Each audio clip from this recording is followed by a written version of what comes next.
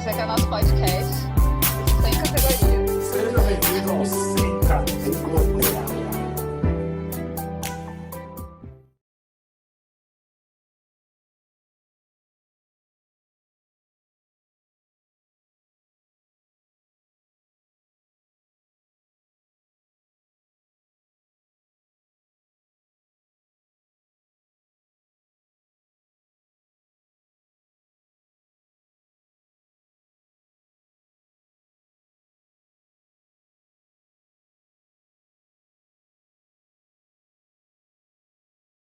Para a gente aprofundar legal, falando desse egoísmo, desse silêncio, dessa solidão, né? E também dessa depressão como doença. Vamos para o nosso terceiro ponto, que é assim, né? Quantas vezes você... Crescimento, conhecimento e doença, né? Isso é interessante porque aqui eu vi duas teses que me chamaram muita atenção. A primeira parte dos filósofos, né, professores, estudiosos, quanto à filosofia, quanto à teologia, né, que dizem que este silêncio, essa solidão, nos leva justamente, como eu ia dizendo, em entrar numa reflexão, né? Seja uma reflexão, como já ia dizendo, muitos já iam dizendo aqui, uma reflexão intelectual, criativa, né? Uma reflexão espiritual também, que leva você a ter um encontro pessoal com Deus, porque se é pessoal é só você e Deus, né? Ninguém mais. No entanto, existe um outro estudo, partido mais dos psicólogos e psiquiatras, né? Que dizem que a solidão é uma coisa preocupante, que nos leva a desembarcar, como o Tadeu falava, a depressão. Então, eu pergunto para vocês, assim, quanto a solidão, ela leva ao conhecimento ou a solidão leva a uma depressão? Pode começar. Vamos começar com a Angélica. Enquanto você estava falando, eu lembrei de uma coisa muito interessante da minha infância, né? Porque eu fui diagnosticada com enxaqueca com 8 anos. Então, desde então, eu faço tratamento, acompanhamento e tudo mais. E teve um médico que, porque eu sempre fui muito, muito quieta, e eu sempre gostei de ficar sozinha, essa questão, né? É um traço, você percebe que é um traço quando desde a infância ele perdura. E ele perguntou na minha frente acho que era minha tia que estava me acompanhando naquela consulta, se eu tinha tendência suicida. Ele perguntou, assim, eu tinha 12 anos de idade, e o médico perguntou isso. E eu achei engraçado você falar agora, porque esse olhar mesmo de todo tipo de isolamento ele é ruim para algumas pessoas, né? Partindo desse significado, assim, você olhar e falar a solidão, toda a solidão ela é ruim. Olhando para mim, né? Eu seria uma pessoa extremamente depressiva. Eu não sou. Né? Eu tenho minhas crises de ansiedade, eu me trato, mas eu não sofro da depressão. E eu já fui atrás para descobrir se eu tinha, né? Então, partindo disso, de que a solidão ela a solidão é um caminho para a depressão, eu não acho. Eu acho que a solidão ela é importante para a gente desenvolver o que é de bom em nós. Tem uma música de um cantor canadense que eu gosto muito, ele é católico. E ele fala, você não está sozinho se você está solitário. Quando você se sente frágil, você não é o único, porque todos nós somos iguais. Todos nós necessitamos de misericórdia para que sejamos perdoados e livres. E é nisso que você precisa se apoiar. E graças a Deus é a única coisa que você precisa. E entender que essa solidão, existem tipos de solidão, né? Uma dos tipos que eu anotei aqui foi a solidão espiritual, que é a ausência da presença de Deus. Esse é um tipo de solidão espiritual, de se reconhecer, olhar, procurar em todos os lugares e não encontrar Deus. E acho que esse é o desespero para muitos de nós. Mas o sofrimento aliás, o reconhecimento de que a ausência da presença de Deus não significa a ausência de Deus. E o outro sofrimento, que também é a outra solidão, aliás, que também é espiritual, é a ausência dos outros na presença de Deus. Então, como que eu vou estar sozinha para me relacionar com Deus se eu não tenho esse momento de solidão? E por que essa solidão ela seria uma coisa ruim? Qual que é o parâmetro do que é solidão ruim? É ficar no meu quarto ouvindo metal o dia inteiro e chorando? Se eu estiver no meu quarto quieta lendo, isso é ruim? Se eu estiver no meu quarto rezando sozinha, isso é ruim? Por que toda solidão ela é ruim? Entende? Acho que não dá para você fechar e falar, ponto, é isso. É generalizar. É enxergar qual é o tipo de solidão que se vive e qual é o tipo de solidão que se leva à depressão. Não é a solidão em si que leva à depressão. São etapas, mas são tipos de a vivência que eu tenho da solidão. Se eu me trancar no meu quarto e ficar presa no meu mundo, matutando coisas que não são reais, muitas vezes, aquela exclusão mesmo da qual o Tadeu estava falando, da solidão por causa da rejeição, é saber dar um significado para isso. Qual o sentido que eu vou dar a isso? Essa rejeição que o outro me fez vai me levar para conhecer dentro de mim o que isso me afeta, e nisso o movimento eu vou conhecer o que Deus pensa de mim, ou eu vou ficar sofrendo porque ninguém me ama, ninguém me quer, e aí isso sim vai me levar ladeira abaixo, né? Acho que é isso. Não vou mais entrar em nada, não. Vamos passar para o próximo, né? Eu vou pegar E você, Ricardo? Eu vou pegar o gancho da Angélica, que enquanto ela estava falando, eu vou passar pelo lado psicológico para chegar aonde eu quero, né? Às vezes a gente passa pelo processo de luto, né? No qual a gente tem psicologicamente falando a negação, a negociação, para depois vir a aceitação. E às vezes, nesse processo, a gente se perde, né? Aí é onde a depressão, psicologicamente falando, ela toma um rumo ladeira abaixo, né? Porque muitas vezes a solidão, até mesmo uma depressão, te leva, dependendo do ponto de vista que você vai ter, te leva um impulso para você ir além do que você imaginava, né? Me lembrava muito, além desse processo, né, encaixando com o processo de luto, me lembrava muito a história de Santa Teresinha, né? Que era uma menina mimada,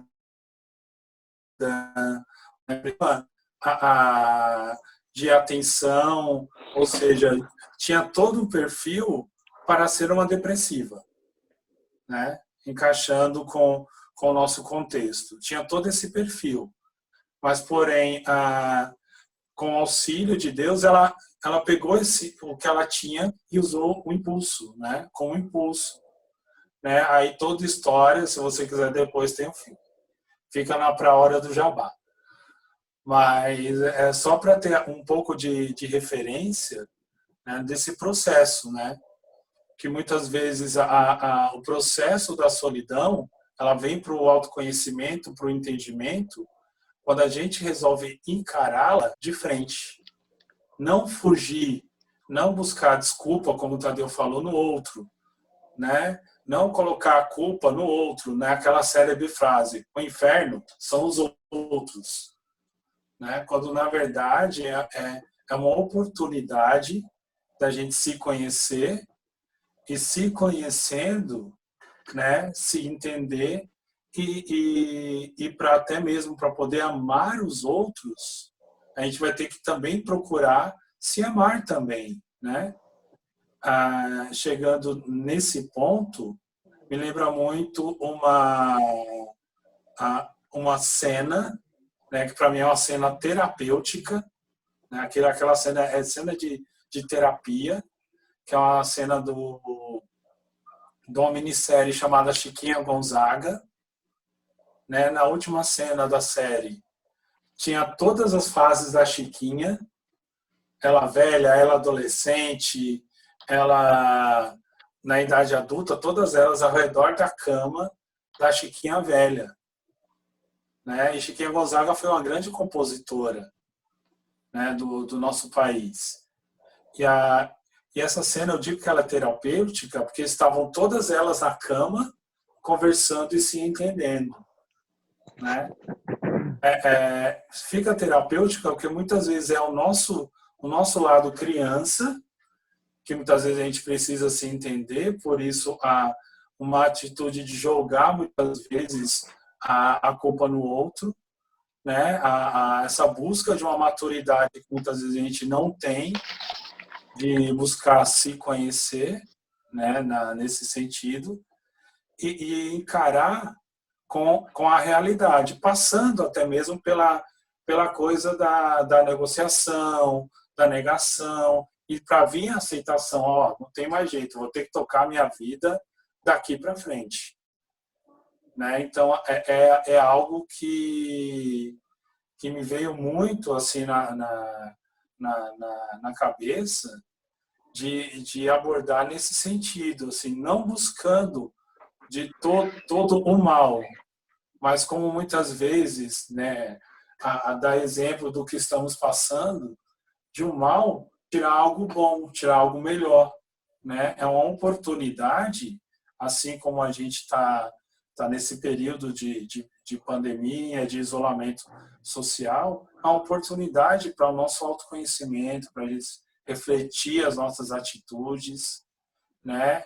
Tantas vezes, isso eu escutei de uma psicóloga hoje, enquanto estava arrumando a casa, né, estava trocando os móveis de lugar, eu estava escutando de uma psicóloga que era para estabelecer uma rotina, né? E isso me lembrou muitas vezes aquilo que o mundo vai colocar na nossa cabeça, sabe, do quebre a rotina, quando na verdade a rotina é a certeza de uma felicidade, dada as vias de regra das carmelitas, como exemplo, dada a nossa rotina como shalom, né? A nossa rotina dos nossos momentos de oração, do nosso terço, né, da nossa missa diária. E fica o convite também para quem quiser conhecer, né, depois conheça. E vem muito esse encontro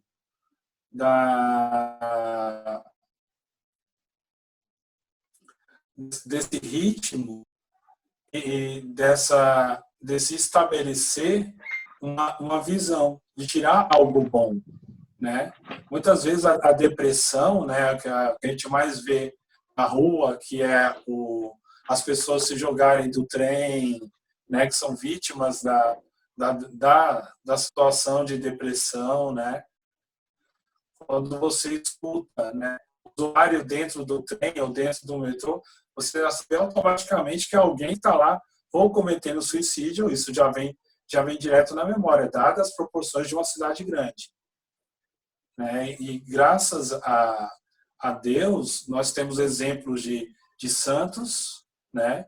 De pessoas que tiveram defeitos, como Santa Teresinha, que não foi uma pessoa imperfeita, mas com a completude quando se entregou a Deus. E passou por essas fases de nós humanos, mas que não perdeu o olhar para o céu, o olhar para Deus. Hashtag falei demais, parte 5.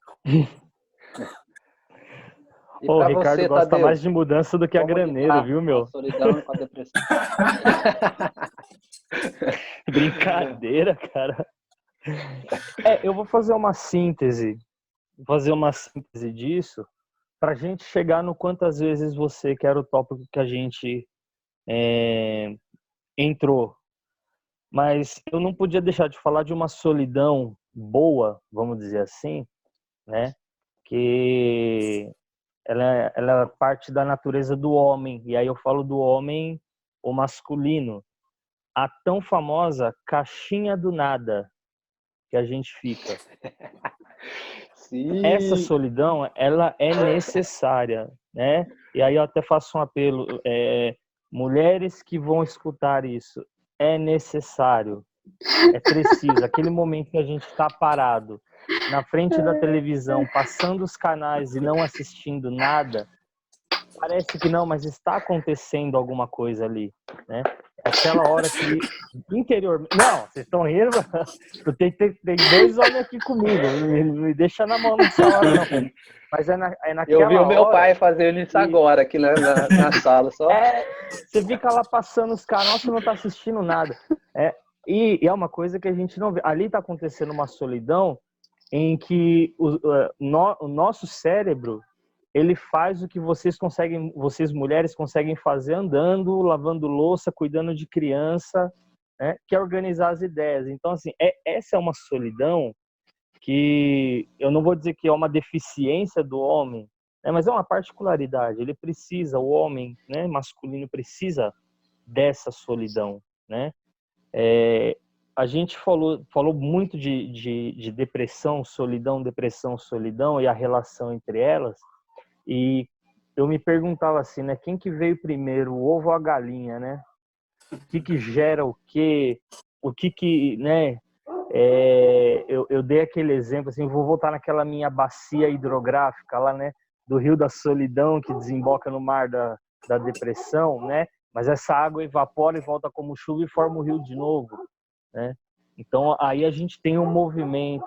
No começo, quando a gente estava falando o que a gente faz quando está sozinho, eu disse que eu estava num movimento assim de virar a lente, né, do meu telescópio, de olhar não pelo lado que diminui, mas pelo lado que aumenta, que amplia, né? E aí eu vou, como eu já fiz algumas vezes hoje, né, mas eu vou ter que fazer de novo. Eu vou me parafrasear no Léo Freiman de novo, né? Eu não tô na solidão, meus cachorros estão aqui. A felicidade, ela é colhida no entre, estar entre, né? Estar entre as pessoas. Então, a solução para a solidão é estar com outras pessoas, é se relacionar bem com outras pessoas.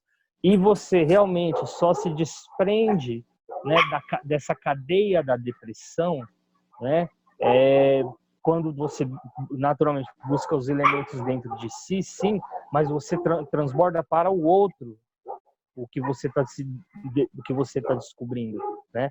E o Val Harari fala que a competência do futuro é o equilíbrio emocional, né? Então, esse equilíbrio emocional, ele acaba sendo modulado pelo outro. O outro acaba sendo a minha referência, né? Se eu estou percebendo que eu estou sendo rejeitado, né? Que momento que eu paro para rever as minhas condutas,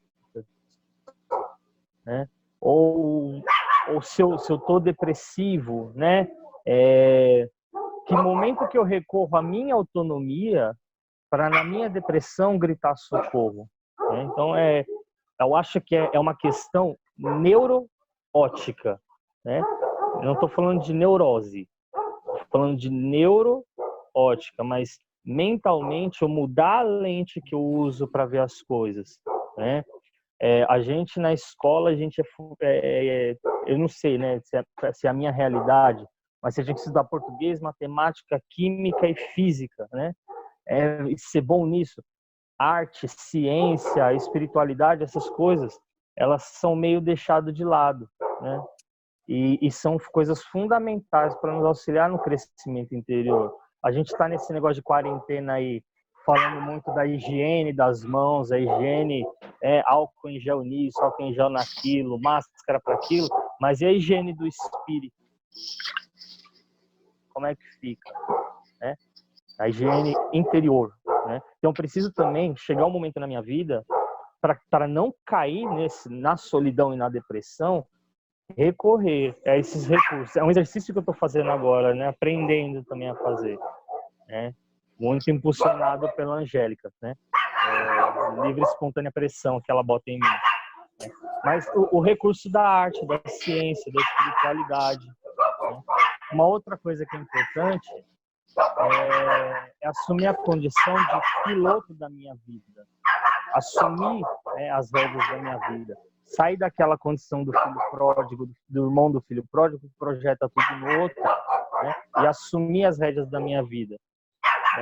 Lavoisier fala, né, que para a gente não cair na servidão voluntária. Ou seja, não sei se estão conseguindo me entender por causa dos cachorros. Tá dando para ouvir aí, tranquilo? Sim, tá tranquilo. Estão aqui, estão traduzindo para o cachorreiro o que eu estou falando. Mas essa servidão... Aqui no Sem Categoria a gente tem de tudo. A gente tem de tudo. Mas a servidão voluntária, né?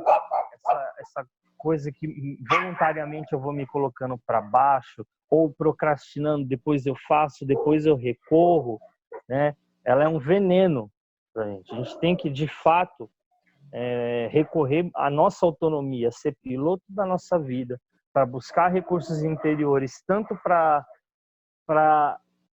fazer o esforço de um encontro do outro ou para gritar socorro, né? E aí eu falo com conhecimento de causa porque eu passo por esse processo, né? E então o que eu estou falando aqui não são coisas que eu estou inventando, são coisas que eu ouvi, apliquei na minha vida e está dando certo. Agora, como o tópico era quantas vezes você, vou deixar umas perguntas em aberto para quem for ouvir isso aqui também, para a gente refletir depois. Quantas vezes você não é o adubo da sua própria solidão ou da sua própria depressão? Quantas vezes você não se auto-sabota? Você faz os seus planos, você traça, mas você mesmo, né, coloca os impedimentos. E aí você dá mais força, aí volta naquela questão neuroótica de qual lente você está olhando. Você está dando mais força para os empecilhos que você tem ou para o objetivo que você quer chegar. E aí é necessário falar dessa forma. Quantas vezes você optou por ter vergonha na cara e buscar ajuda? Essa pergunta eu precisei fazer muitas vezes para mim, para buscar ajuda na minha solidão e na minha depressão, né? E eu acho que é isso, né? A solidão e a depressão, eu volto na frase que eu falei. A gente não deveria se preocupar em saber quem veio primeiro, o ovo ou a galinha.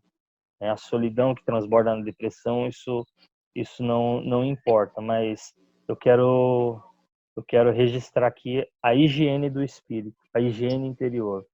Se a gente tem que aprender uma coisa com essa quarentena, é que não é que daqui para frente a gente vai usar álcool em gel em cada maçaneta que a gente passar, né? Mas é passar interiormente o álcool em gel no autossabotamento, né? Na procrastinação, né? Deixar de adubar, deixar de jogar fermento na minha solidão e na minha depressão e recordar, né? Você que vai ouvir esse podcast e se reconhece assim ou conhece alguém assim, compartilha para essa pessoa, né? Também perceber que talvez ela esteja adubando a depressão ou a solidão dela. Então, que tudo que foi falado aqui ajude a fazer essa higiene do espírito. Ainda não são as considerações finais. Nossa, eu só quero dizer que eu vivi para ver o Tadeu citando Yuval Harari. Fiquei emocionada. Eu me vi obrigado agora a pegar o código da inteligência. Augusto Cury. Augusto Cury. Assim, né? Só voltar um pouco lá na fala inicial do Tadeu, né? Que falava da caixinha do nada, né? Uma coisa que eu aprendi assim... Peraí. Esse é muito bom. Peraí. Eu citei Lavoisier também. Filósofo francês, tá?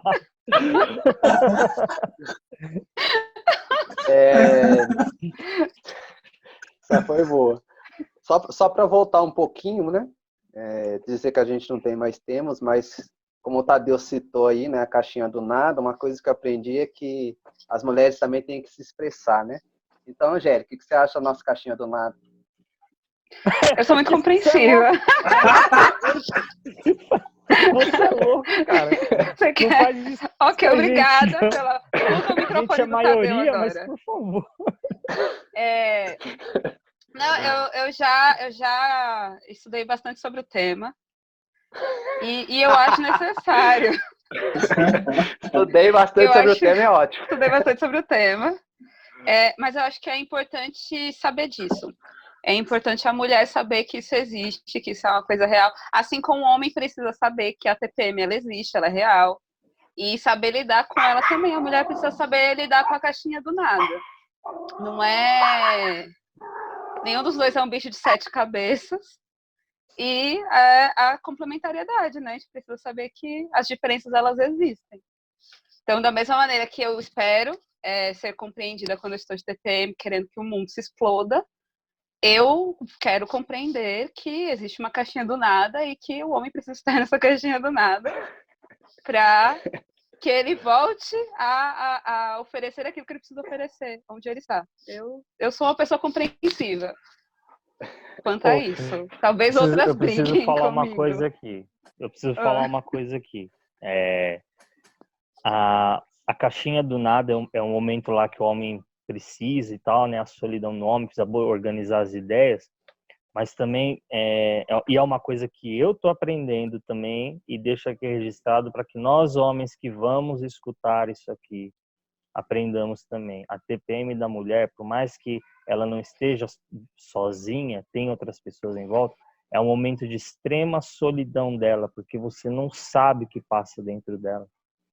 Você não sabe o que de forma que os hormônios estão agindo, que sentimentos vão ser despertados. Então, quando você estiver lá nos seus relacionamentos com as mulheres da sua vida, esteja atento a essas pequenas mudanças, que pode ser a TPM e ela vai precisar de você. Não para ficar trazendo chocolate, comida, não, para que você entenda, tenha paciência com ela, né? A gente às vezes tenta apagar um incêndio jogando gasolina, né? Às vezes a gente vê aquele momento de maior exaltação da mulher e quer ficar se justificando, sendo que é uma coisa que não depende do quanto você se justifica. Deixa a mulher se expressar. Ela precisa pôr para fora o que ela sente. Do mesmo jeito que você precisa pôr para dentro para se organizar, ela precisa pôr para fora, né? Então, se você quer ser acolhido, acolhe também, mano. Já fica a sugestão para o próximo tema: universo feminino e universo masculino. Eu vou precisar de ajuda. Como é que é? A gente chama mais uma assim para poder fazer um ponto de equilíbrio aqui, né?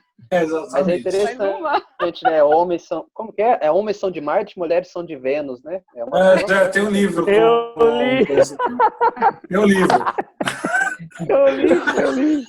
Eu li, cara. Então tô aprendendo. A gente tem que estar tem que se abrir ao aprendizado, cara, porque sim, se a gente ficar na rigidez, buscando as nossas justificativas, a gente vai ser o agente de isolamento da mulher. Aí ela vai se sentir só, né?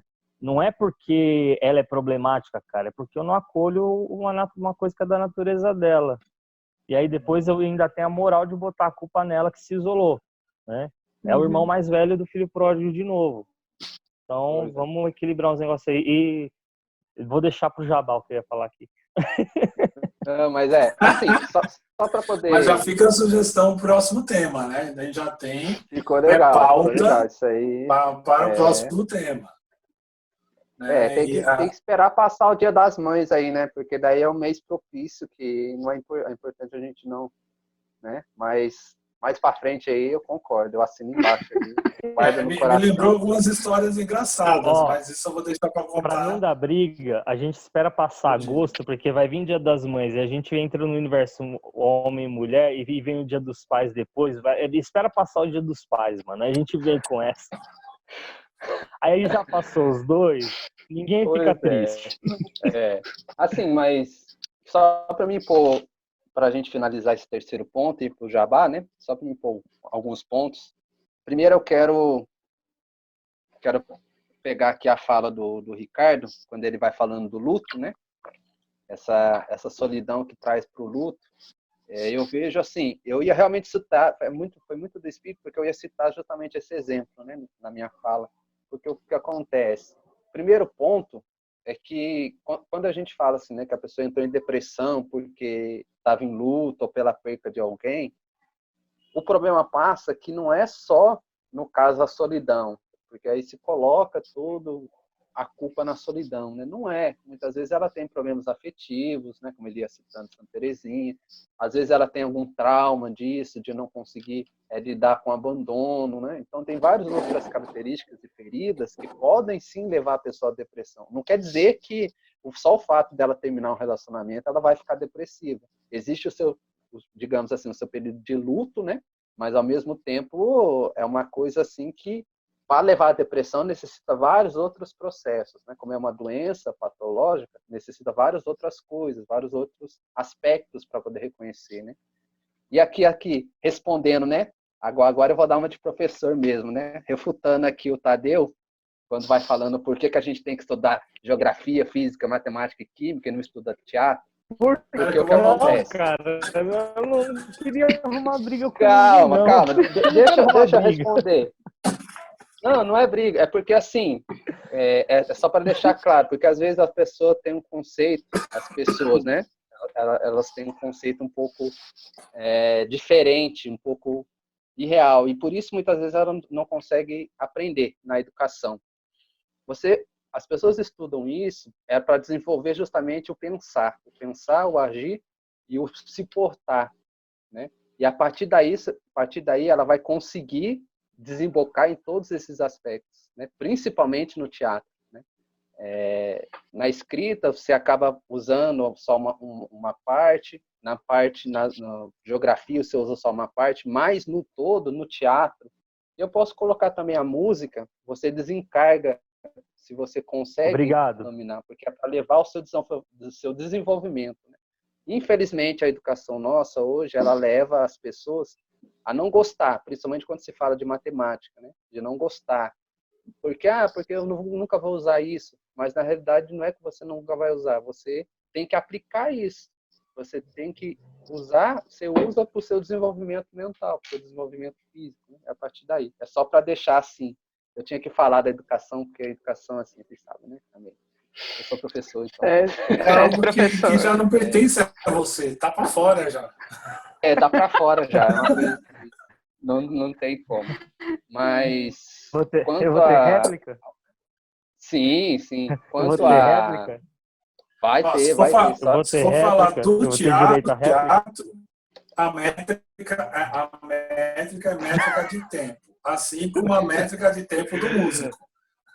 Não, mas eu coloquei esse assunto mais assim, só para poder expressar a minha visão quanto à educação, né? Mas o silêncio, só para mim finalizar a questão do silêncio, o silêncio para mim, ele é um ponto crucial para o desenvolvimento, tanto espiritual quanto intelectual. Né? Eu não vejo como, por exemplo...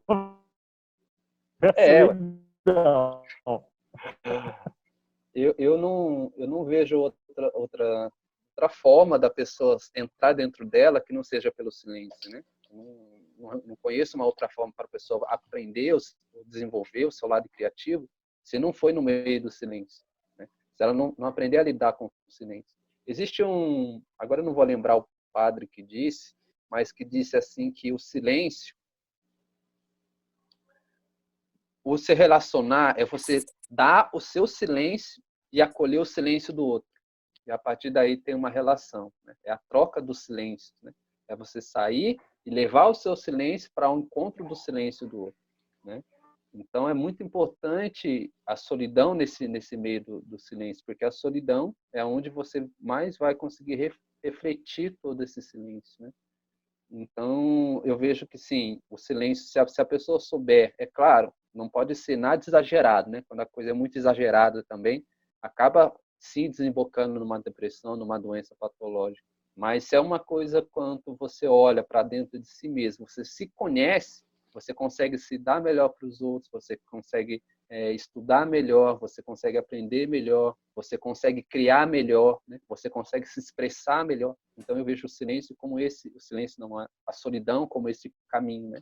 Que leva a realmente a pessoa a um amadurecimento. O perdão, né? Vai.